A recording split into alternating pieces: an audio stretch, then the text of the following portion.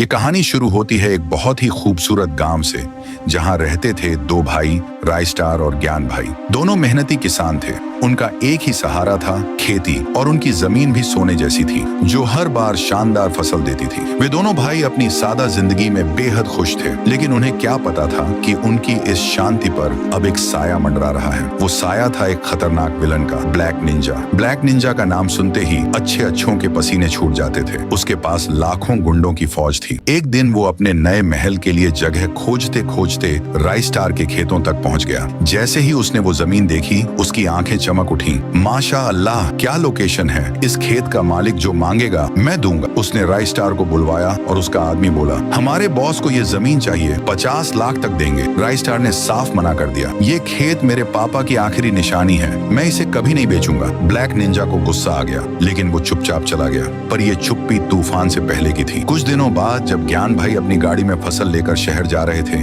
रास्ते में उनकी गाड़ी को दो बड़ी गाड़ियों ने रोक लिया। कुछ गुंडे निकले और ज्ञान भाई पर डंडे से वार किया, जिससे वो बेहोश हो गए। जब उनकी आंखें खुली तो सामने था ब्लैक निंजा। ब्लैक निंजा बोला, अपने भाई को बुला जल्दी। ज्ञान भाई ने रायस्टार को कॉल किया, भाई जल्दी आ, ब्लैक निंजा ने मुझे बंधक बना लिया है। रायस्टार ने बाइक निकाली और बिना वक्त गंवाए निकल पड़ा। उधर ब्लैक निंजा हंसते हुए बोला, क्या भाई है तेरा, तुझे मारने के लिए खुद को खतरे में डाल रहा है। ज्ञान भाई मुस्कुराए, तू उसे जानता नहीं, मौत को तूने अपने पास बुला लिया है। तभी एक जोरदार आवाज आई, हट जा उसके पास से।